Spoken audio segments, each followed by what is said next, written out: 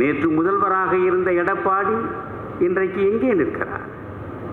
நேற்று எதிர்க்கட்சி தலைவராக வீதி வீதியாக வலம் வந்த ஸ்டாலின் இன்றைக்கு முதலமைச்சர் நாற்காலியில் போய் அமர்ந்திருக்கிறார். மகுடங்கள் தலைமாறும். சபை கூடி முடிவெடுத்தது இவருக்கு வாக்களிக்க கூடாது என்றால் இந்த தேசம் எங்கே போகிறது? இவ்வளவு தெளிவாக எவையெல்லாம் இயேசுவின் திருவாயால் மலைப்பொழிவில் வந்து சேர்ந்திருக்கிறதோ அவை அனைத்தும் ஏற்கனவே நம்முடைய மதத்திலேயே இருக்கிற பொழுது இன்னொருவன் இம்சிக்கப்படுவதை, இன்னொருவன் துயரப்படுவதை பார்க்கிற பொழுதே தான் துக்கமடைந்து அந்த துயரத்தை தன்னளவில் ஏற்று அந்த துயரத்தை துடைப்பதற்கு முயலுகிற உள்ளம் எவனுக்கு இருக்கிறதோ அவன்தான் உண்மையான இந்து. பிராமண எதிர்ப்பு என்று ஒரு குறிப்பிட்டவர்களை தனியாக பிரித்து வெறுக்கக்கூடிய அந்த அணுகுமுறையை நான் ஒரு நாளும் அங்கீகரித்ததில்லை. வெறும் புழுகு மூட்டைகள் இந்து புராணங்களும் இந்து இதிகாசங்களும். நம்முடைய உதயநிதி அவர்கள் சொல்கிறார், கொசுவை அடிப்பதை போல, மலேரியா ஒழிப்பதை போல சனாதனத்தையும் ஒழிக்க வேண்டும் என்கிறார். சனாதனத்தின் மீது உங்களுக்கு என்ன கோபம்? நீங்கள் சனாதனம் தர்மம் என்பது வேறு, வருணாசிரம தர்மம் என்பது வேறு. அடிப்படை புரிதலே இல்லாமல் நீங்கள் பேசினால் இப்படி? எழுத தெரியாமல் படிக்க தெரியாமல் இருக்கக்கூடிய மனிதனைத்தான் உம்மி என்பார். நபிகளாரை உம்மி என்கிறது இஸ்லாம் மார்க்கம். 23 ஆண்டுகள் வானத்தில் இருந்து இறைவனால் கடைசி இறை தூதர் என்று அழைக்கப்படுகிற பெருமானார் வாய் வழியாக இறக்கப்பட்ட வசனங்கள் தான் திருமறை என்று நீங்கள் பேசுவதை நான் ஏற்றுக்கொள்கிறேன். கன்னி மேரிக்கு மகனாக பிறந்தார் கர்த்தர் என்று நம்பினால்தான் நீ கிறித்துவன். கன்னி மேரிக்கு எப்படி ஒரு மகன் பிறக்க முடியும் என்று நீ கேள்வி கேட்டால் அந்த கணத்திலேயே நீ கிறித்துவனாக இருக்க முடியாது. 5 அப்பங்களும் மீனும் இதை வாங்கினார்கள், அனைவருக்கும் பகிர்ந்து கொடுத்தார்கள். 5000த்திற்கு மேற்பட்டவர்கள் பசியாறிய பின்பும் எஞ்சியது 12 கூடைகளில் நிரம்பி கிடந்தது என்று நீங்கள் சொல்வதை நாங்கள் நம்ப வேண்டும்? மத உணர்வு மீறி மத வெறியாக மாறி மக்களை பிளவுபடுத்தாதீர்கள். அப்படி என்றால் ஒவ்வொரு மதமும் சபை வாரியாக முடிவெடுத்தால் 80 விழுக்காடு மேலே இருக்கிற இந்து மதம் அது ஒரு சபை கூடி முடிவெடுத்து அந்த முடிவின் அடிப்படையில் தான் நாங்கள் வாக்களிப்போம் என்று புறப்பட்டு விட்டால் நாடு நாடாகவா இருக்கும்? அவர்கள் தேவாலயத்தில் என்ன சொல்கிறாரோ அப்படியே போய் அவர்கள் பட்டனை அழுத்துகிறார்கள். இஸ்லாமியர்கள் அவர்கள் பள்ளிவாசலில் என்ன சொல்கிறார்களோ அதை அப்படியே ஏற்றுக்கொண்டு பொத்தானை அழுத்துகிறார். நம்முடைய பாழ்பட்ட இந்துக்கள் இருக்கிறார்களே, இவர்களுக்குத்தான் 1000 கட்சிகள், 1000 தலைவர்கள், 1000 சாதிகள். கட்சி பார்த்து வாக்களிப்பது, சாதி பார்த்து வாக்களிப்பது. ஒரு நல்ல அரசியல் மாற்றம் வர வேண்டும் என்பதற்காக நான் புலம்பிக் கொண்டிருக்கிறேன். அதையெல்லாம் சகித்துக் கொள்ளக்கூடிய மனப்பக்குவம் எனக்கு தெரிந்த வரையில் கலைஞர் ஒருவருக்கு தான். நாள் முழுவதும் அல்ல, ஆண்டு முழுவதும் நீ பல்லாண்டு பாடிக்கொண்டிருந்தாலும் அவர் கேட்டபடியே இருப்பார். அது கூட கலைஞர் என்னிடம் சொன்ன பொழுது நான் சொன்னேன், ஐயா நீங்கள் எனக்கு ஒரு வாரிய தலைவராக நியமிப்பதாக இருந்திருந்தால் நான் வந்திருக்க மாட்டேன் என்று. ஏன் என்று கேட்டார், வாரிய தலைவர் என்றால் கரை வேட்டிக்காரர்களுக்கும் கதிர் வேட்டிக்காரர்களுக்கும் காலை முதல் மாலை வரை காரியம் ஆற்ற வேண்டும், என்னால் இயலாது. இன்றைக்கு நான் எழுதியிருக்கக்கூடிய 2 நூல்கள் வாழ்ந்திடச் சொல்லுகிறேன் என்ற ஒன்றும், வாழ்க்கை ஓர் இனிய வரம் என்ற ஒன்றும் பேனா பிடித்து நான் எழுதவில்லை. ஒரு வரி கூட நான் அதில் எழுதவில்லை. ஏறக்குறைய 48 வாரங்கள் பொதிகை தொலைக்காட்சியில் நான் ஆற்றிய உரைகள், அந்த ஒலிப்பேழையை வைத்துக்கொண்டு கேட்டு கேட்டு அதை பிழையற ஒரு நூல் வடிவில் கொண்டு வந்து சேர்த்த என் இனிய நண்பர் காமராஜர் மக்கள் கட்சியின் செயலாளர் பாரி அவர்களே, நண்பர் வாசு அவர்களே, எனக்கு பின்னால் நீங்கள் மிகவும் ஆர்வத்தோடு எதிர்பார்த்து கொண்டிருக்கின்ற இந்த தேசம் குறித்தும் தமிழகம் குறித்தும் நாளைய அரசியல் மாற்றங்கள் குறித்தும் உரை நிகழ்த்த இருக்கின்ற பாரதிய ஜனதா கட்சியின் மாநில தலைவர், என் அன்பிற்கும் நேசத்திற்கும் பெருமதிப்பிற்கும் உரிய அண்ணாமலை அவர்களே,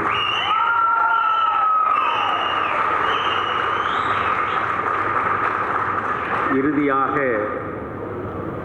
நம்முடைய ஜார்க்கண்ட் மாநிலத்தினுடைய ஆளுநர் அவர்கள் உரை நிகழ்த்துவார். திருமதி வாசுகி அவர்கள் எழுதிய ஜன்னலுக்கு வெளியே என்கிற நூலை அண்ணாமலை அவர்கள் வெளியிட்டிருக்கிறார். சென்ற ஆண்டு வாசுகி அவர்கள் எழுதிய கவிதை நூல் கனவு பூக்கள் என்ற தலைப்பில் வெளிவந்தது. அமெரிக்காவில் நீண்ட காலம் வாழ்ந்து சென்னைக்கு வந்து சேர்ந்தவர். அமெரிக்காவில் இருந்த காலமெல்லாம் என்னுடைய உரைகளை கேட்டு கேட்டு கேட்டு என் மீது பெருமதிப்பு கொண்டவர் என்று சொல்வதை விட என்னிடம் பெரும் பக்தி கொண்டவராகவே மாறிய வாசுகி அவர்கள் சென்னை வந்து சேர்ந்த பிறகு தன்னுடைய உள்ளத்து உணர்ச்சிகளை எல்லாம் வெளிப்படுத்துகின்ற வகையில் கனவு பூக்கள் என்கின்ற ஓர் அழகிய கவிதை நூலை வெளியிட்டார். ஐயா கவிஞர் முத்துலிங்கம் அவர்கள் இங்கே வந்திருக்கிறார். துக்ளக் ரமேஷ் அவர்கள் இருக்கிறார். என் இனிய நண்பர் அர்ஜுன் சம்பத் அவர்கள் இங்கே இருக்கிறார். இப்படி நிறைய பேர் இருக்கிறீர்கள். ஐயா முத்துலிங்கம் அவர்கள் காலையில் கேட்ட பொழுது அவர் எவ்வளவு பெரிய பண்பாளர் என்பதற்கு சொல்கிறேன். ஐயா, உங்களுடைய நூல்களோடு சேர்ந்து திருமதி வாசுகி சீனிவாசகம் அவர்கள் ஒரு நூலை வெளியிடுவதாக இருக்கிறதே, அவருக்கும் சேர்ந்து நான் ஒரு சால்வை அணிவித்து கௌரவிக்க விரும்புகிறேன் என்றார். ஒரு புகழ்பூத்த ஒரு கவிஞர், எம்ஜிஆர் அவர்களுடைய பெருமைக்குரிய நினைவுகளை நாம் நினைத்து பார்க்கிற பொழுது அவருடைய வெற்றிக்கு பல கவிஞர்கள் அடித்தளமிட்டிருக்கிறார்கள். பட்டுக்கோட்டை தொடங்கி முத்துலிங்கம் ஐயா வரையில். அந்த முத்துலிங்கம் ஐயா அவர்கள் அந்த கனவு பூக்கள் கவிதை நூலை படித்தால் ஒரு தேர்ந்த ஒரு கவிதையை எழுதக்கூடிய ஆற்றல் மிக்க பெண்மணியாக ஒருவர் இருக்கிறார் என்பதை அவர் அறிந்து கொள்ள முடியும். எனக்குள்ள வியப்பு, இந்த என் ஜன்னலுக்கு வெளியே என்று அவர் எழுதிய நூலை என்னிடம் கொடுத்தார். அதில் 15 அத்தியாயங்கள் இருக்கின்றன. 15 அத்தியாயங்களையும் படிக்க படிக்க படிக்க எனக்குள்ளேயே வியப்பு விகசித்தது. அதிலும் குறிப்பாக யார் குரு என்று ஒரு தலைப்பில் அவர் எழுதியிருக்கிற கட்டுரையும், தியானம் குறித்து அவர் எழுதியிருக்கிற கட்டுரையும் ஒவ்வொருவரும் படிக்க வேண்டும். இப்படி எழுத்தாற்றல் மிக்க வாசுகி அவர்கள் இன்னும் ஏராளமாக எழுத வேண்டும் என்று இந்த நேரத்தில் சொல்லி, உங்களுடைய புத்தகத்தை இங்கே வரக்கூடிய பெருமக்களில் யார் வெளியிட வேண்டும் என்று நீங்கள் விரும்புகிறீர்கள் என்று கேட்டேன். அடுத்த நொடியே அவர் சொன்னார், அண்ணாமலை ஐயா அவர்கள் என்னுடைய கவிதை நூலை, என்னுடைய கட்டுரை தொகுப்பை வெளியிட்டால் அதைவிட பெரும் பேறு வேறு எதுவும் இருக்க முடியாது என்றார். ஆக எல்லா மக்களும் இன்றைக்கு அண்ணாமலை அண்ணாமலை அண்ணாமலை என்று அண்ணாமலை மயமாகவே மாறிவிட்டது. உண்மையிலேயே அதிசயமாகத்தான் இருக்கிறது. நல்ல மாற்றங்கள் நிகழ வேண்டுமென்றால் இது போன்ற அதிர்வலைகள் எல்லா இடங்களிலும் உருவாக வேண்டும். என்னை பொறுத்தவரையில் நான் தனித்தனியாக ஒவ்வொருவரை பற்றியும் சொல்வதென்றால் நேரம் அதிகமாகும். ஆளுநர் சிபிஆர் அவர்கள் 1975 நெருக்கடி கால நேரம். அந்த நேரத்தில் நான் 4 சுவர்களுக்குள்ளே தான் பேச முடியும். அந்த அளவுக்கு ஜனநாயகம் படுகுழியில் புதைக்கப்பட்ட காலம் அது. 4 சுவர்களுக்குள் பேசக்கூடிய அந்த இடத்தில் பேசுவதற்காக நான் முதலில் திருப்பூருக்கு சென்றேன். அப்பொழுது திருப்பூர் ரயில் நிலையத்திற்கு எதிரே இந்தியா ஹவுஸ் என்ற ஒரே ஒரு பெரிய விடுதி தான் இருக்கும். அந்த இந்தியா ஹவுஸ் என்கிற விடுதியில்தான் ஒரு இரவு முழுவதும் நானும் என் நண்பர் முத்துராமலிங்கம் அவர்களும் அன்பிற்கினிய சிபிஆர் அவர்களும் பேசிக்கொண்டே இருந்தோம். தேசம் குறித்து, இந்த தேசத்தில் நிகழ்ந்துவிட்ட அவலம் குறித்து, இதை எப்படி மாற்றுவது என்பது குறித்து இளைஞர்களாக இருந்த நாங்கள் அன்று ஓர் இரவு முழுவதும் சிந்தித்தோம். அப்பொழுது இவர்களை விட நான் வயதில் மூத்தவனாக இருந்தேன். ஆக 1975 என் நெஞ்சுக்கு நெருக்கமாக விளங்கிய என் இளவர் சிபிஆர் அவர்கள் இன்றைக்கு ஜார்க்கண்ட் மாநிலத்தின் ஆளுநராகவே உயர்ந்திருக்கிறார் என்கிற பொழுது அதை பார்த்து உண்மையில் நான் பரவசப்படுகிறேன், பெருமிதம் கொள்கிறேன். ஏன் தெரியுமா? நான் பார்த்த தொழில் அது போன்றது. நான் 20 ஆண்டுகளுக்கு மேல் ஆசிரியராக பணியாற்றி இருக்கிறேன்.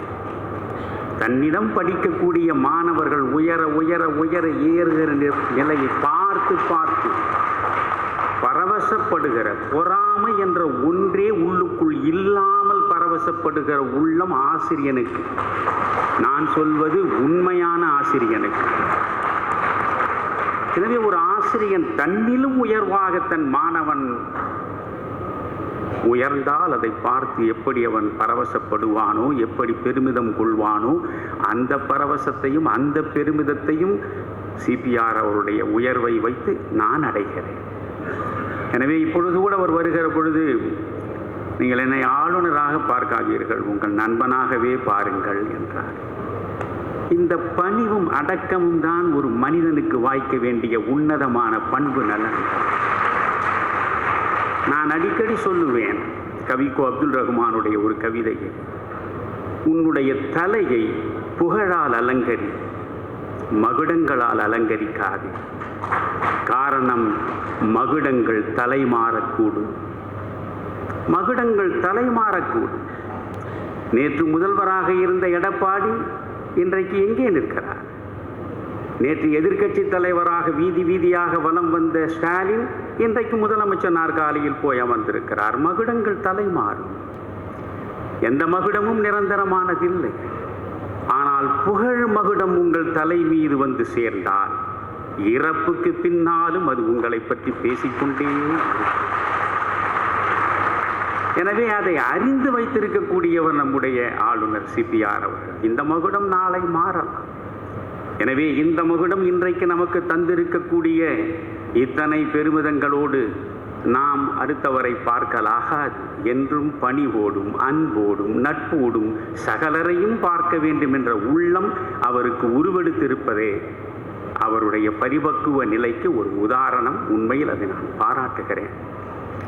பொன் ராதாகிருஷ்ணனை பற்றி பேசுவதற்கு என்றால் நான் ஏற்கனவே ஒரு நிகழ்ச்சியில் சொன்னேன், பொன்ஜியை பற்றியோ வாசன் அவர்களை பற்றியோ பேசுவதென்றால் என்னுள் நானே பேசிக்கொள்வது போன்றது தான். என்னுள் அப்படி இரண்டரை கலந்தவர்கள் அவர்கள். இதனால் அவர்களை பற்றி நான் அதிகம் பேச விரும்பவில்லை. கன்னியாகுமரிக்கு வாய்த்த சாபம் நண்பர்களே, சென்ற நாடாளுமன்ற தேர்தல் நடந்து முடிந்தது. அப்படி நடந்து முடிந்த நிலையில் தேர்தல் முடிவும் வந்தது. தேர்தல் முடிவு வந்த பிறகு இவையெல்லாம் சத்தியம் சார்ந்தவை, உண்மைக்கு புறம்பாக பேசுகிற பழக்கம் எனக்கு கிடையாது. நான் பாரதியை படித்தவன் அல்ல, பாரதியின் பாதையில் பயணிப்பவன். மடிந்தாலும் பொய் கூறேன் மானுடர்க்கே என்றவன் தான் பாரதி. மடிந்தாலும் பொய் கூறேன் மானுடர்க்கே. நான் தூத்துக்குடி விமான நிலையத்தில் இறங்கி ஒரு லயன்ஸ் கிளப் நிகழ்ச்சி, அது அந்த நிகழ்ச்சியில் பேசுவதற்காக நான் செல்கிறேன். என்னை அழைத்து கொண்டு செல்வதற்கு ஒரு கிறித்துவ இளைஞர் வந்தார். அந்த கிறித்துவ இளைஞர் என்னோடு பேசிக்கொண்டே வந்தார்.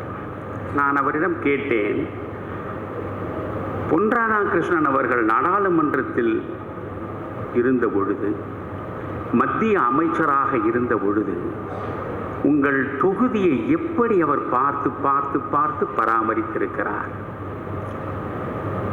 அவர் முயற்சி எடுக்காமல் இருந்திருந்தால் திருவனந்தபுரத்திலே இருந்து நாகர்கோவிலுக்கு நான் எத்தனையோ முறை வந்திருக்கிறேன். திருவனந்தபுரத்தில் விமானத்தில் இறங்கி அங்கிருந்து நாகர்கோவில் வருவதற்கு சில நேரங்களில் 3 மணி நேரம் 4 மணி நேரம் ஆகும்.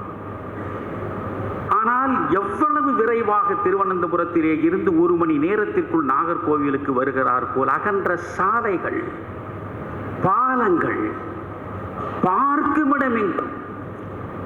அந்த நாகர்கோவிலையே வளர்ச்சியுற்ற ஒரு மிகப்பெரிய நகரமாக தன்னுடைய பதவி காலத்தில் மாற்றி காட்டிய மனிதனுக்கு நீங்கள் காட்டிய நன்றி இதுதானா என்று கேட்டேன். நன்றி இதுதானா?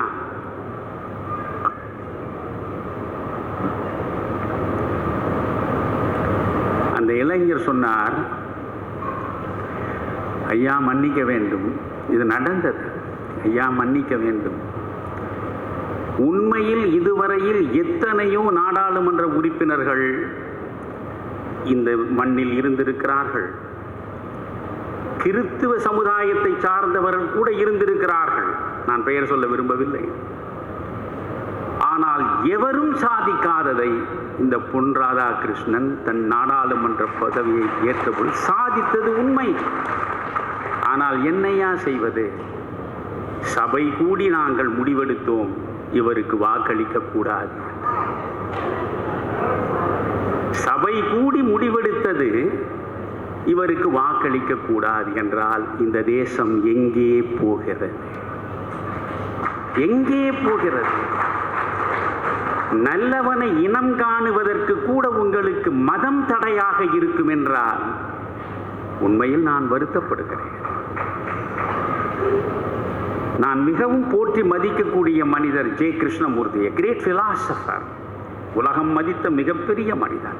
நான் விரும்பி விரும்பி வாசிக்கக்கூடிய மனிதன் ஜே கிருஷ்ணமூர்த்தி, ஜே.கே. அவரிடத்தில் மிக அழகாக சொல்வார், be a Christ, don't be a Christian என்பார். எவ்வளவு அர்த்த அடர்த்தி உள்ளது தெரியுமா? Be a Christ, you be a Christ, but don't be a Christian. கிறித்துவாக இரு, கிறித்துவனாக இருப்பதை விட அதுதான் முக்கியம் என்றார். காரணம், இயேசுவின் மலை பொழிவை படித்து பாருங்கள். தென்னாப்பிரிக்காவில் வழக்கறிஞராக மகாத்மா காந்தி பணியாற்றிய பொழுது அவர் வெறும் காந்தி தான், அப்பொழுது மகாத்மா இல்லை. மோகன்தாஸ் கரம்சந்த் காந்தியாக பணியாற்றிய காலத்தில் அவர் பைபிளை வாசிக்கிறார். அப்படி பைபிளை வாசிக்கிற பொழுது அதில் நெகிழ்ந்து போகிறார். இயேசுவின் மலைப்பொழிவை படித்த பொழுது நெஞ்சம் நெகிழ்ந்து விடுகிறது. இனி நான் கிறிஸ்துவனாகத்தான் இருப்பேன் என்று மனதுக்குள்ளே முடிவெடுக்கிறார். மதமாற்றம் செய்யும் எல்லைக்கே சென்று தன்னுடைய வழக்கறிஞர் அலுவலகத்தில் தன் நாற்காலிக்கு பின்னாலே கர்த்தருடைய படத்தை தான் அவர் வைத்தார். தெரியுமா உங்களுக்கு? ஆனால் அதற்கு பிறகு அவர் யோசிக்கிறார். அதற்கு பிறகு அவர் தேடி தேடி படிக்கக்கூடிய புத்தகங்கள், இந்து சமயம் சார்ந்த புத்தகங்கள் எல்லாம் படிக்கிறோம். இவை அனைத்தும் இவ்வளவு தெளிவாக எவையெல்லாம் இயேசுவின் திருவாயால் மலைப்பொழிவில் வந்து சேர்ந்திருக்கிறதோ அவை அனைத்தும் ஏற்கனவே நம்முடைய மதத்திலேயே இருக்கிற பொழுது நான் ஒரு இந்துவாகவே இருப்பதை விட்டுவிட்டு ஏன் மதம் மாற வேண்டும்? எனவே நான் இந்துவாகவே இருக்கிறேன் என்ற முடிவுக்கு வந்தேன் என்கிறார். என்னை பொறுத்தவரையில் எல்லா மதமும் எனக்கு சம்மதம். நான் உண்மையில் சொல்கிறேன். எனக்குள்ள வருத்தம் என்ன என்றால் அதைத்தான் நான் பதிவு செய்திருக்கிறேன். பிராமணர்கள் நடத்திய மாநாட்டில் நான் ஒரு வாரத்திற்கு முன்பு பேசிய பொழுதும் பதிவு செய்கிறேன்.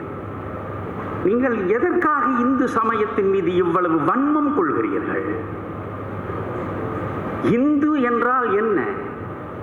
ஹிம் பிளஸ் 2 என்பதுதான் ஹிந்து.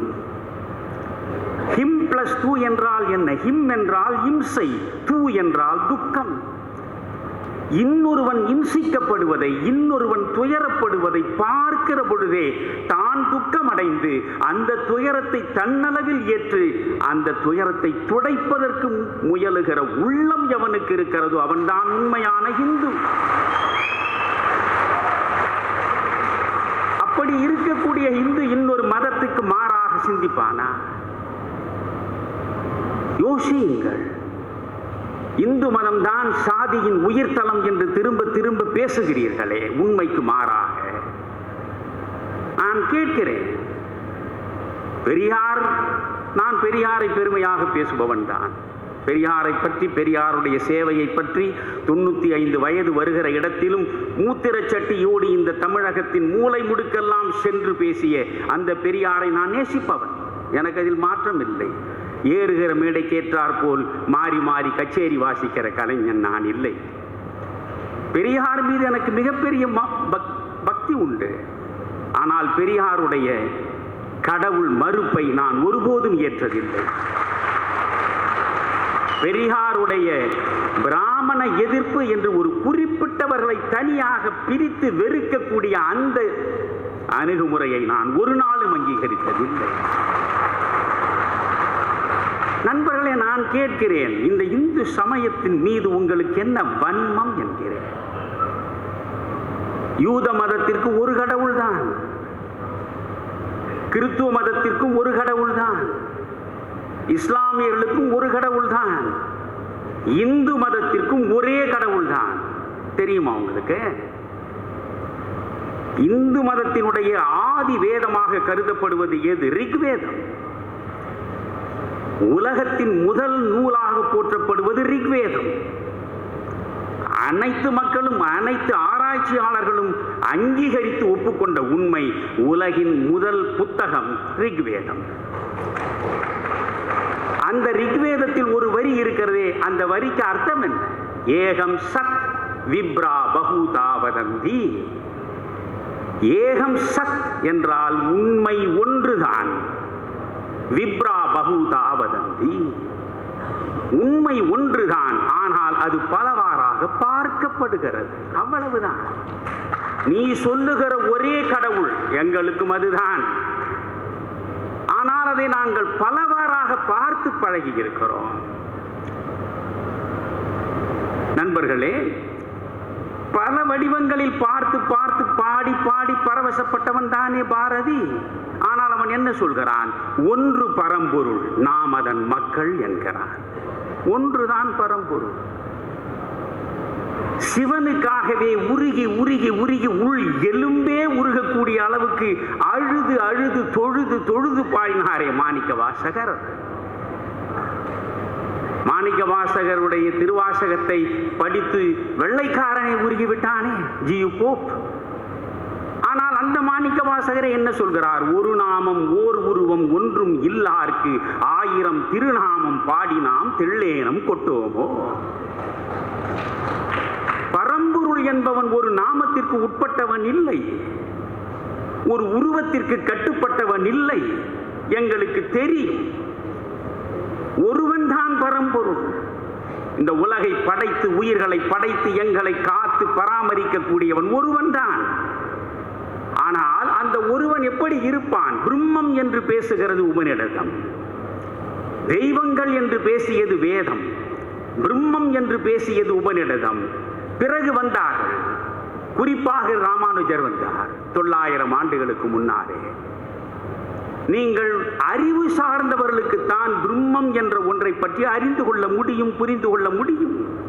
சாதாரண மக்களும் இறைவனோடு நெருக்கமாக சென்று சேர வேண்டும் என்றால் அவன் வடிவமற்றவன், அவன் எந்த குணங்களும் அற்றவன் என்று பேசினால் பயன் இல்லை. அவனுக்கு சில வடிவங்கள் கொடுத்து, சில குணங்களை கொடுத்து, அவன் மீது பக்தி செலுத்தி அவனிடமே நம்மை ஒப்படைக்க வேண்டும் என்பதுதான் இந்த இந்து சமயத்தினுடைய வளர்ச்சி. எனவே உங்களுக்கும் எங்களுக்கும் பெரிய வேறுபாடு ஒன்றும் கிடையாது. நான் என்ன கேட்கிறேன்? வெறும் புழுகு மூட்டைகள் இந்து புராணங்களும் இந்து இதிகாசங்களும்.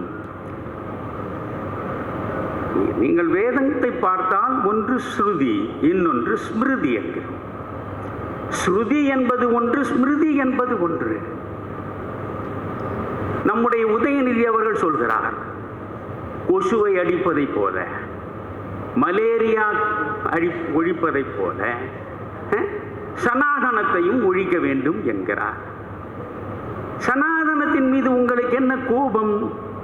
சனாதனம் தான் பெண்ணடிமைத்தனத்தை கொண்டு வந்தது. சனாதனம் தான் சாதிகளிலே உயர்வு தாழ்வு கற்பித்தது. இதை ஒரு ஏறக்குறைய 70-80 ஆண்டுகளாக திராவிட இயக்கத்தினுடைய மிகப்பெரிய அறிவு சுடர்பரப்பும் மனிதர்களெல்லாம் இதைத்தான் பேசுகிறார்கள். அதற்குத்தான் நான் விடை சொன்னேன். சார், நீங்கள் சனாதனம் தர்மம் என்பது வேறு, வருணாசிரம தர்மம் என்பது வேறு. அடிப்படை புரிதலே இல்லாமல் நீங்கள் பேசினால் இப்படி? வேதங்களும் உபனிஷதங்களும் வழங்கக்கூடியதுதான் சனாதன தர்மம். அதுதான் ஸ்ருதி. ஸ்ருதி என்பது என்றும் நிலையானது, என்றும் நிலையானது. அண்ணல் அம்பேத்கர் சொல்கிறார், nothing is eternal, nothing is eternal, everything is changing. நிரந்தரமானது என்று ஒன்றும் கிடையாது. எனவே சனாதனம் நிரந்தரமானது என்று சொன்னால் நான் அதை ஏற்க மாட்டேன். எல்லாமே மாறக்கூடியது என்கிறார். எல்லாம் மாறக்கூடியதுதான். தோன்றியது அனைத்தும் அழியும். ஆனால் உண்மை நேற்று ஒன்றாகவும் இன்று ஒன்றாகவும் நாளை ஒன்றாகவும் நிறம் மாறக்கூடியதில்லை. உண்மை என்றும் ஒன்றாக இருக்கும். அந்த உண்மைதான் கடவுள் என்கிற பொழுது கடவுள் எப்பொழுதும் நிலையானவன் தான். அதைத்தான் நீங்கள் ஸ்ருதியிலே நாம் பார்க்கிறோம். இந்த ஸ்ருதி எப்படி எழுதப்பட்டதா? இல்லை. காற்றின் மூலமாக அன்றைய முனி சிரேஷ்டர்களின் காதுகளிலே வந்து விழுந்து அவர்களுக்குள்ளே வளர்த்தெடுத்த ஞான தேடலில் அனுபூதியாக வெளியே வந்து சேர்ந்தது இந்த ஸ்ருதி என்று. அது எப்படி காற்றின் மூலமாக வந்தது? என்னையா கதை விடுகிறீர்கள் என்கிறார். நான் மித்த பணிவோடு கேட்கிறேன். நீங்கள் இஸ்லாமிய மார்க்கத்தை எடுத்துக்கொண்டால் நபிகளாரை உம்மி என்று அழைப்பார்கள். உம்மி என்றால் எழுத படிக்க தெரியாதவர் என்று பொருள். எழுத தெரியாமல் படிக்க தெரியாமல் இருக்கக்கூடிய மனிதனைத்தான் உம்மி என்பார். நபிகளாரை உம்மி என்கிறது இஸ்லாம் மார்க்கம். அந்த உம்மியாக இருக்கக்கூடிய நபிகளார் ஹீரா மலைக்குண்டிலே போய் அடிக்கடி தனிமை தவம் இருக்கிறார். அவர் தனிமையிலே இருக்கிற பொழுது ஒரு நாள் வானத்திலே இருந்து ஒரு ஜிப்ரீல் என்கிற தேவ தூதன், வான தூதுவர், அவர் இறங்கி வருகிறார். வந்து நபிகளார் முன்னாலே நிற்கிறார். நபிகளாருக்கு காட்சி தருகிறார். பிறகு நபிகளாரை பார்த்து சொல்கிறார், நபியே ஓதுவீராக என்கிறார். இவையெல்லாம் திருமறை திருக்குரானில் இருப்பதை உங்களுக்கு சொல்லிக் கொண்டிருக்கிறேன். நபியே ஓதுவீராக. நான் படிக்காத உம்மி, என்னை போய் நீங்கள் ஓதச் சொல்கிறீர்களே. நபியே ஓதுவீராக. இரண்டாவது முறையும் ஜிப்ரீல் சொல்கிறார், இல்லை என்னால் முடியாது. முடியும், நபியே ஓதுவீராக என்று மூன்றாவது முறையும் சொன்னார். இப்படி சொன்னதிலிருந்துதான் 23 ஆண்டுகள் வானத்தில் இருந்து இறைவனால் கடைசி இறை தூதர் என்று அழைக்கப்படுகிற பெருமானார் வாய் வழியாக இறக்கப்பட்ட வசனங்கள் தான் திருமறை என்று நீங்கள் பேசுவதை நான் ஏற்றுக்கொள்கிறேன்.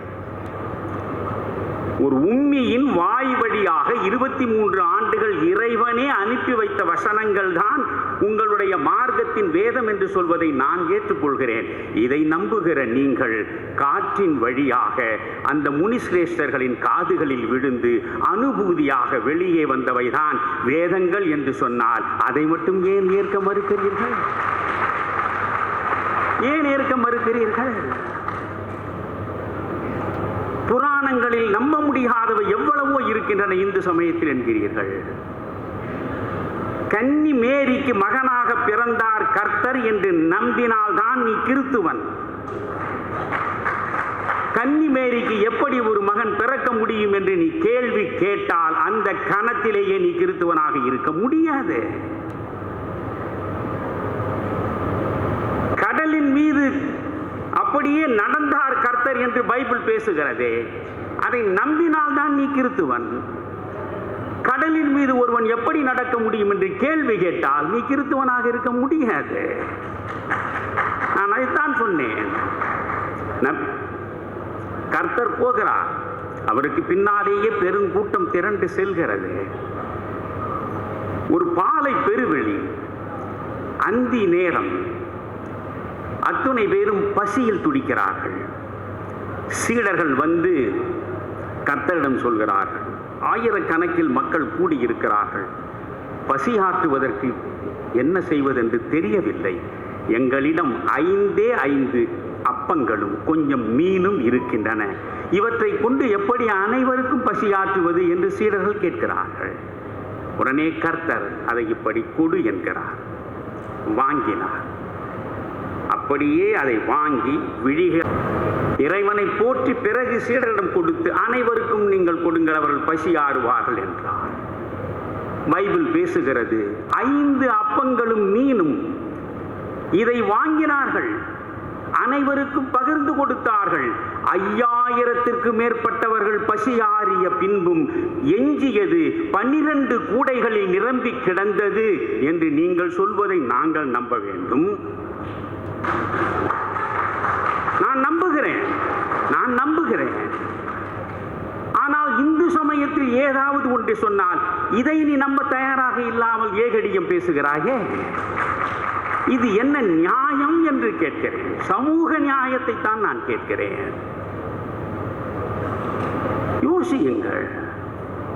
இதுபோல் பலவற்றை என்னால் சொல்லவே முடியும். ஆனால் நீங்கள் நினைந்து பார்க்க வேண்டும். இதைத்தான் நான் சொல்வது என்னவென்றால், மக்களை பிரிக்காதீர்கள் என்கிறேன். நான் என் இளம்பருவம் தொட்டு இன்று வரையில் நான் பைபிளை அடிக்கடி வாசிப்பேன். பழைய ஏற்பாட்டையும் சரி புதிய ஏற்பாட்டையும் சரி தொடர்ந்து வாசிப்பேன். குறிப்பாக அந்த மலை பொழுவை விரும்பி விரும்பி வாசிப்பேன். கர்த்தர் எப்படியெல்லாம் சொல்லி இருக்கிறார் அதைத்தான் ஜே.கே. சொல்கிறார். B a Christ, don't be a Christian. மத உணர்வு மீறி மத வெறியாக மாறி மக்களை பிளவுபடுத்தாதீர்கள். நீங்கள் அனைவரையும் நேசிக்கக்கூடிய அன்புள்ளம் கொண்ட கிறித்துவாக இருங்கள். அப்படி இருந்திருந்தால் பொன் ராதாகிருஷ்ணனை நீங்கள் தோற்கடித்திருக்க வாய்ப்பே கிடையாது. உங்களுக்கே தெரிகிறது, இதுவரையில் இருந்த நாடாளுமன்ற உறுப்பினர்களிலேயே கன்னியாகுமரி தொகுதியில் இது போன்ற சேவையை செய்தவன் எவனும் முன்பு இல்லை. இது போன்ற நற்பணிகள் மக்களுக்கு இதுவரை கிடைத்ததில்லை. நீங்களே சொல்கிறீர்கள். ஆனாலும் சபை முடிவெடுத்தது என்கிறீர்கள். அப்படி என்றால் ஒவ்வொரு மதமும் சபை வாரியாக முடிவெடுத்தால் 80 விழுக்காடு மேலே இருக்கிற இந்து மதம் அது ஒரு சபை கூடி முடிவெடுத்து அந்த முடிவின் அடிப்படையில் தான் நாங்கள் வாக்களிப்போம் என்று புறப்பட்டு விட்டால் நாடு நாடாகவா இருக்கும்? யோசியுங்கள். நாடு நாடாகவா இருக்கும்? மண்ணில் மனித ரத்தம் ஓட விடலாமானா? எந்த நிலையிலும் ஒரு இந்து அப்படி சிந்திப்பவனே கிடையாது. பலர் இன்னும் சொல்லுவார்கள், ஒரு கிறிஸ்துவர்கள் அவர்கள் தேவாலயத்தில் என்ன சொல்கிறாரோ அப்படியே போய் அவர்கள் பட்டனை அழுத்துகிறார்கள். இஸ்லாமியர்கள் அவர்கள் பள்ளிவாசலில் என்ன சொல்கிறார்களோ அதை அப்படியே ஏற்றுக்கொண்டு பொத்தானை அழுத்துகிறார்கள். நம்முடைய பாழ்பட்ட இந்துக்கள் இருக்கிறார்களே, இவர்களுக்குத்தான் 1000 கட்சிகள், 1000 தலைவர்கள், 1000 சாதிகள். கட்சி பார்த்து வாக்களிப்பது, சாதி பார்த்து வாக்களிப்பது, பிரிந்து கிடக்கிறார்களே என்று சொல்வார். நான் சொல்வேன், அதுதான் இந்து மதத்தில் இருக்கக்கூடியவனுடைய உன்னதம் என்று. உன்னதம் மதத்தை மட்டுமே மையமாக வைத்து மனிதர்களை பிரித்துவிடக் கூடாது என்று சிந்திக்கக்கூடிய செழுமையான சிந்தனை ஒரு இந்துவுக்கு இருப்பது போல் அனைவருக்கும் இருக்க வேண்டும் என்று நான் அனைவரும் இருக்கும். நண்பர்களே, ஒன்றை தனித்தனியாக பிரித்து பிரித்து பெயரிடுவது அறிவு. தனித்தனியாக இருப்பதையெல்லாம் ஒன்றாக எடுத்து முழுமையாக பார்க்கக்கூடிய உணர்வை கொண்டதுதான் ஞானம். நீங்கள் அறிவாளிகளாக இருக்கிறீர்கள், நாங்கள் ஞானிகளாக இந்த மண்ணில் இருக்க ஆசைப்படுகிறோம். எந்த அறிவாளியும் ஞானியானது கிடையாது தெரியுமா உங்களுக்கு? காரணம், ஞானத்திற்கு முதல் தடையே அவன் பெற்ற அறிவுதான். அறிவாளியாக இருப்பது முக்கியமல்ல, ஞானிகளாக மக்களை நேசிக்கக்கூடியவர்களாக இருக்க. நீங்கள் மைத்திரிய உபநிடதம் என்று இருக்கிற அவற்றையெல்லாம் நாமே வாசிப்பதில்லையே. மைத்ரேயி உபநிடதத்தில் ஒரு வரி, என்ன அற்புதமான வரி அது. நான் சிந்தித்து சிந்தித்து இந்த உபநிடதங்களை சமீப காலங்களில் மிக ஆழமாக படித்துக் கொண்டே இருக்கிறேன். ஞானம் அபேத தரிசனம். எது ஞானம்? அபேத தரிசனம். எந்த ஒன்றிலும் பேதம் பார்க்காமல், பேதங்களை கடந்து அனைத்தையும் ஒன்றாக பார்க்கக்கூடிய உள்ளம் யாருக்கு இருக்கிறதோ அவன் ஞானி. அப்படி உணரக்கூடியதுதான் ஞானம் என்று பேசுகிறது. மதம் கொண்டு மனிதர்களை பிரிக்கலாகாது. அதை நான் சொல்ல விரும்புகிறேன். இதை நான் நிறைய நேரம் எடுத்துக்கொள்ள விரும்பவில்லை. நான் சொல்வதென்றால் நிறைய சொல்லிக்கொண்டே போகலாம். சிபிஆர் அவரை பற்றி நான் சொன்னேன். நம்முடைய பொன்னார் எவ்வளவு செய்தும் பிறகு தோல்வியை தழுவினார். அது காமராஜருக்கு அதுதானே கிடைத்தது. நான் அடிக்கடி சொல்லுவேன், நீ நல்லதையே செய்வதென்று முடிவெடுத்திருக்கிறாயா? ஆமாம். அப்படி என்றால் உன்னை சவக்குழியில் கொண்டு போய் சேர்க்கிற வரையில் உனக்கு நான் எந்த பக்கத்திலும் நல்லவனாக இருக்க மாட்டேன். அப்படியே மாறிவிட்ட சமூகம் இது. இதை மாற்ற வேண்டும். கெட்டி போய் இறுகி போய்விட்ட இந்த சமூகத்தை மாற்ற வேண்டும் என்றால் நண்பர்களே, அன்புதான் நமக்கு. நாம் யாரிடத்தும் எந்த வேதமும் கொள்ளக்கூடாது. அவன் எந்த சாதியானாலும் சரி, அவன் எந்த மதமாக இருந்தாலும் சரி, எதுவாக இருந்தாலும் சரி, மனிதம் என்கிற மைய புள்ளியில் அனைவரையும் இணைத்து சிந்திக்கக்கூடிய மனிதர்களாகவே நாம் இருக்க வேண்டும். என் எழுத்தின் நோக்கமும் அதுதான், என் பேச்சின் நோக்கமும் அதுதான். எனவே அதைத்தான் நான் சொல்லி இருக்கிறேன். பாரதி சொல்லுவான், ஒவ்வொரு மனிதனுக்கும் 4 கடமைகள் இருக்கின்றன என்று. நாம் அதையெல்லாம் நினைக்கிறோமா என்ன? பாரதி சொல்கிறான், தன்னை கட்டுதல். முதலிலேயே மனிதனாக இருப்பவனுக்கு வந்து சேர வேண்டிய பண்பு எது? தன்னை கட்டுதல். புலனடக்கம். அர்த்த சாஸ்திரத்தில் சாணக்கியன் சொல்லுவான், தன்னை அடக்கி ஆள தெரியாதவன் மண்ணை ஆள வாய்ப்பே இல்லாதவன் என்கிறான். மண்ணை நீ ஆள வேண்டும் என்றால் முதலில் உன்னை நீ ஆள வேண்டும். எனவே தன்னடக்கம் என்பதும் வேறு, புலனடக்கம் என்பது வேறு. பாரதி சொல்கிறான், தன்னை கட்டுதல். அடுத்து பிறர் துயர் தீர்த்தல். பிறர் துயர் தீர்த்தல். சக மனிதனை சிந்திப்பதுதான் வாழ்வு. பிறர் துயர் தீர்த்தல். அடுத்து பாருங்கள், பிறர் நலம் வேண்டுதல்.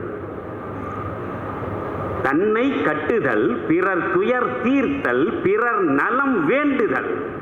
அடுத்து 4வது மட்டும் பெரிதாக பேசுகிறான். விநாயக தேவனாய், வேலுடை குமரனாய், நாராயணனாய், நதிச்சடை முனிகனாய், பிறநாட்டிருப்போர் பெயர் பல கூறி அல்லாஹ் யெகோவா எனத்தொடு தன்புறும் தேவரும் தானாய், திருமகள் பாரதி உமையனும் தேவியர் உகந்தவான் பொருளாய், உலகெல்லாம் காக்கும் ஒருவனை போற்றுதல் பூமியில் அனைவருக்கும் கடன். இந்த 4வதை மட்டும் சொல்லுகிற பொழுது அனைத்து மதங்களையும் அழைத்துக் கொள்கிறான். நாம் எந்த மதத்திற்கும் நாம் விரோதிகள் இல்லை. எந்த மதத்திற்கு எதிராகவும் நம் வன்மம் இல்லை. நான் அன்பு கூர்ந்து சிறுபான்மை மக்களை கேட்டுக்கொள்வதெல்லாம், நீங்கள் கிறிஸ்துவர்களாக இருங்கள், நீங்கள் இஸ்லாமியர்களாக இருங்கள். கிறிஸ்துவம் என்ன சொல்கிறது? நல்லதைத்தானே சொல்கிறது. இஸ்லாம் என்ன சொல்கிறது? நல்லபடி வாழ்வதற்கான வாழ்வின் இலக்கணத்தை இஸ்லாமை போல் வகுத்து கொடுத்தது ஒன்று இல்லை என்று அவர்கள் சொன்னால் நானும் அதை ஏற்றுக்கொள்கிறேன். நல்லதைத்தானே சொல்கிறது.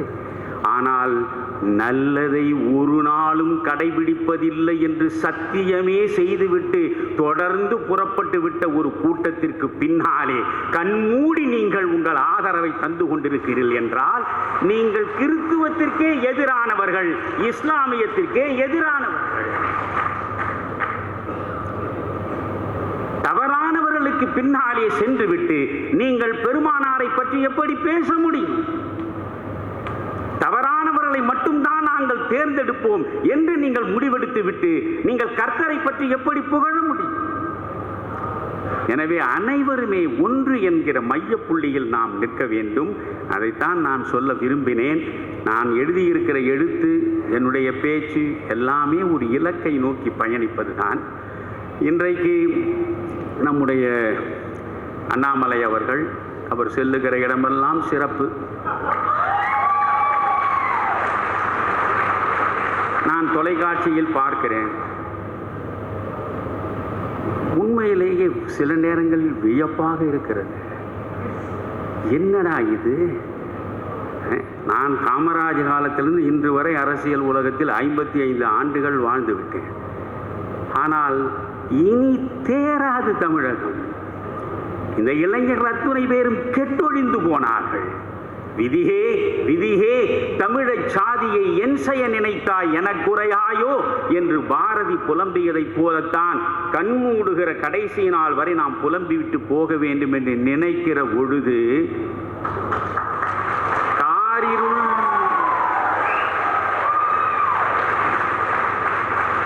காரிருள் படிந்து கிடக்கக்கூடிய அரசியல் வானத்தில் ஒரு மின்னல் கீற்றாக மெல்ல தொடங்கி இன்றைக்கு பெருவெளிச்சமாக புறப்பட்டிருக்கின்ற அண்ணாமலையை நான் பாராட்டுகிறேன். அண்ணாமலையை பாராட்டுகிறேன். எப்படியோ எனக்கு என்ன தெரியுமா, எதை தின்றால் பித்தம் தெளியும், அவ்வளவுதான். நேற்று அவரை சொன்னீர்களே, முந்தா நாள் இவரை சொன்னீர்களே, எதற்கு சொன்னேன்? நான் நிற்கிற இடத்திலே தான் நிற்கிறேன். எந்த இடத்திலும் சோரம் போகவில்லை. நான் எந்த இடத்திலும் போகவில்லை. இந்த திராவிட கட்சிகளுக்கு முற்றுப்புள்ளி வைத்து பெருந்தலைவர் காமராஜர் கொடுத்து விட்டு போன அந்த தேவ வாசகத்தை என் கண்ணாலே தரிசித்து விட வேண்டும் என்ற நோக்கத்தோடு தான் நான் மாறி மாறி பயணிக்கிறேன். நான் முதலமைச்சராக வேண்டும் என்று என்றாவது யோசித்தேனா? என்னை மையப்படுத்தி என்றாவது அரசியல் செய்தேனா? இல்லையே. என்னை பற்றியே நான் சிந்திக்கவில்லை. மனதளவில் நான் துறவியாகிவிட்டவன். எனக்கு எந்த ஆசாபாசமும் கிடையாது. எனக்கு எந்த விருப்பம் இல்லை, எந்த நோக்கமும் இல்லை. இந்த தமிழ்நாடு உருப்பட வேண்டும், அதுதான் மிக முக்கியமானது. கண்ணனுக்காகவே உருகி உருகி மீரா பாடுவாள். மீரா பாடுகிற பொழுது மே தோ பியார் திவானா என்று நினைக்கிறது. மேன் தோ பியார் திவானா என்றால் ஓரளவு அண்ணாமலையை படுத்தி ஹிந்தி படித்திருப்பாருன்னு நினைக்கிறேன். அதுதான் தப்பு. இது ஒழியணும் அது ஒழியணும்னு சொல்றது முதல்ல ஒழியணும். எல்லாம் வாழட்டும். மேன் தோ பியார் திவானா என்றால் நான் உனக்காக வெறி பிடித்த காதலி ஆகிவிட்டேன். கண்ணனுக்காக அவள் பாடுகிறாள். அரண்மனை வாசத்தில் 1000 சுகங்களை அனுபவித்திருக்க வேண்டியவள் மீரா. ஆனால் அந்த அரண்மனையை முற்றாக துறந்து விட்டு கண்ணா கண்ணா கண்ணா என்று கதறி கதறி இதயம் முழுவதும் கண்ணனையே நிரப்பி அந்த கண்ணனோடு இணைந்து விட வேண்டும் என்று ஒவ்வொரு கிராமத்தின் தூசு படிந்த வீதிகளிலெல்லாம் கண்ணனுக்காக புலம்புகிறாளே, அப்படித்தான் ஒரு நல்ல அரசியல் மாற்றம் வர வேண்டும் என்பதற்காக நான் புலம்பிக் கொண்டிருக்கிறேன். அவ்வளவுதான். நிறைவாக நான் சொல்கிறேன், எனக்கென்று எந்த பெருமையும் இருப்பதாக நான் நினைப்பதில்லை. நிறைவாக சொல்கிறேன், எனக்கு 75 வயது சென்ற 20ஆம் தேதி முடிவுற்றது. நம்முடைய காமராஜர் மக்கள் கட்சியில் இருக்கக்கூடிய அத்தனை மனிதர்களும் என்னிடம் வந்து சேர்ந்து, ஐயா, உங்களுடைய பிறந்த நாளை ஒரு மிகப்பெரிய திருநாளாக கொண்டாடப் போகிறோம். அரசியல் உலகத்திலும் நீங்கள் இருக்கிறீர்கள், இலக்கிய உலகத்திலும் இருக்கிறீர்கள், ஆன்மீக உலகத்திலும் இருக்கிறீர்கள், கலை உலகத்திலும் உங்களுக்கு நண்பர்கள் இருக்கிறார்கள். எனவே கலை உலக பிரமுகர்கள், அரசியல் உலக பிரமுகர்கள், இலக்கிய உலக பிரமுகர்கள், ஆன்மீக உலக பிரமுகர்கள் ஒரு நாள் முழுவதும் உங்களை உட்கார வைத்து நாங்கள் பாராட்டு நடத்தப் போகிறோம் என்றார். அதை விட கொடுமை உலகத்தில் வேறு எதுவுமே இருக்கும். அதையெல்லாம் சகித்துக் கொள்ளக்கூடிய மனப்பக்குவம் எனக்கு தெரிந்தவரையில் கலைஞர் ஒருவருக்கு தான். நாள் முழுவதும் அல்ல, ஆண்டு முழுவதும் நீ பல்லாண்டு பாடிக்கொண்டிருந்தாலும் அவர் கேட்டபடியே இருப்பார். ஒருவனை உட்கார வைத்துக் கொண்டு நீ இந்திரன் சந்திரன் சுந்திரன் என்று பேசுவதை விட அவனுக்கு தருகிற நரகம் வேறு எதுவுமே இருக்க முடியாது. அதை நான் நரகமாக பாவிக்கிறேன். ஆனால் உள்ளதை உள்ளதாக நீங்கள் சொல்லலாம். இப்பொழுது அண்ணாமலையின் பின்னாலே தமிழகத்தின் இளைஞர்கள் திரண்டு கொண்டிருக்கிறார்கள் என்று பேசினால் நான் அண்ணாமலைக்கு பூச்சி விடவில்லை. யாருக்கும் முதுகு முடிவு சொரிந்து வாழ வேண்டிய அவசியமே எனக்கு இல்லை. 55 ஆண்டு காலம் என் அரசியல் வாழ்வை பார்த்தால் எதிர் அரசியல் மட்டும்தான் நான் செய்திருக்கிறேன். ஒரு நாள் கூட இல்லை. அந்த திட்டக்குழுவில் உறுப்பினராக நான் இருந்த 30 மாதம் தவிர, அதிலும் கலைஞர் அவர்கள் வைகரையில் தொலைபேசியில் என்னோடு தொடர்பு கொண்டு நிறைய திட்டங்களை தர வேண்டும் என்று நினைக்கிறேன், நல்லவர்களை உட்கார வைக்க வேண்டும் என்று ஆசைப்படுகிறேன், திறமை உள்ளவர்கள் அங்கே இருக்கும் என்று நினைக்கிறேன், தயவு செய்து நீங்கள் ஒரு உறுப்பினராக இதில் இருந்து செயலாற்ற வேண்டும் கேட்டதனால் நான் ஏற்றுக்கொண்டேன். அது கூட கலைஞர் என்னிடம் சொன்ன பொழுது நான் சொன்னேன், ஐயா நீங்கள் எனக்கு ஒரு வாரிய தலைவராக நியமிப்பதாக இருந்திருந்தால் நான் வந்திருக்க மாட்டேன் என்று. ஏன் என்று கேட்டார். வாரிய தலைவர் என்றால் கரை வேட்டிக்காரர்களுக்கும் கதிர் வேட்டிக்காரர்களுக்கும் காலை முதல் மாலை வரை காரியமாற்ற வேண்டும். என்னால் இயலாது. எவனுக்கும் நினைத்தாலும் ஒன்றையும் தனி மனிதனுக்கு செய்ய முடியாது. ஒட்டுமொத்த தமிழகத்துக்கு திட்டம் தீட்டுகிற இடத்தில் இருந்தால் சில நல்லனவற்றை செய்ய முடியும் என்கிற காரணத்தினால் அதை ஒப்புக்கொள்கிறேன் என்றேன். அந்த 30 மாதம் தான். அதை தவிர எதிர் அரசியலைத்தான் நான் வாழ்க்கை முழுவதும் செய்திருக்கிறேன். எனக்காக இல்லை, இந்த மக்களுக்காக, இந்த மண்ணுக்காக. நான் எப்பொழுதும் மனதுக்குள் ஒன்றை வைத்திருக்கிறேன், அதை சொல்லி முடிக்கிறேன். நீங்கள் கழுதை வருகிறது என்றால் கழுதையின் கால்களுக்கு கீழே கம்பளம் விரிக்கப்படுகிறது. விரிக்கப்படுகிற கம்பளம் கழுதைக்கல்ல, கழுதையின் மீது அமர்ந்திருக்கிற எஜமானனுக்கு. கழுதையின் மீது அமர்ந்திருக்கிற எஜமானனை வரவேற்பதற்காக கழுதையின் கால் கீழே கம்பளம் விரிக்கப்பட்டிருக்கும். இந்த கம்பளம் நமக்குத்தான் என்று கழுதை நினைத்தால் கழுதை அறிவற்றது என்று பொருள். நான் கழுதை. என் 55 ஆண்டு காலத்தில் நான் வாழ்ந்த வாழ்வில் எனக்கு எங்காவது சில பெருமிதம் இருக்கிறது என்று சொன்னால், இந்த கழுதை இன்று வரையில் சுமந்து கொண்டிருக்கக்கூடிய என் கடவுள் காமராஜருக்கு தான் அந்த பெருமை முழுவதும் சேரும். எனவே அந்த காமராஜருடைய கனவை நனவாக்க ஊழலற்ற ஒரு உயர்ந்த ஆட்சியை தருவதற்கு யார் புறப்பட்டாலும் அவர்கள் பின்னாலே போய் நான் நிற்பேன். அப்படி நின்று நின்று நம்பி ஏமாந்து நைந்த நிலையில் நான் சோர்ந்து விழுந்தேன். அந்த நேரத்தில் யாரு நம்மால, இதுதான் நோய். அப்படி நான் சோர்ந்து விழுந்த பொழுது எப்பொழுதும் திருக்குறளை அடிக்கடி எடுத்து வாசிப்பேன். இதோடு முடிக்கிறேன். திருக்குறளை எடுத்து வாசிப்பேன். அதில் ஒரு குறளை படிக்கிறேன். உள்ளுவதெல்லாம் உயர் உள்ளல். என்ன அழகா சொல்றான் வள்ளுவன். உள்ளுவதெல்லாம் உயர் உள்ளல், மற்றது தள்ளினும் தள்ளாமை நீர்த்து. அர்த்தம் புரியுமா? இருப்பதிலேயே சிறப்பானதை சிந்தி சிறந்ததை அடைவதற்கு முயன்று பார். அது முடியவில்லை என்று முடங்கி விடாதே. முடியாமற் போனாலும் மீண்டும் மீண்டும் அடைகிற வரை முயன்று பார் என்று வள்ளுவன் சொன்னான். அண்ணாமலை மூலம் அது நடக்கும் என்ற நம்பிக்கையோடு இருக்கிறேன். நன்றி. இந்த வீடியோ உங்களுக்கு பிடிச்சிருந்தா ப்ளீஸ் லைக் அண்ட் ஷேர் பண்ணுங்க. மறக்காம எங்க சேனலை சப்ஸ்கிரைபும் பண்ணுங்க.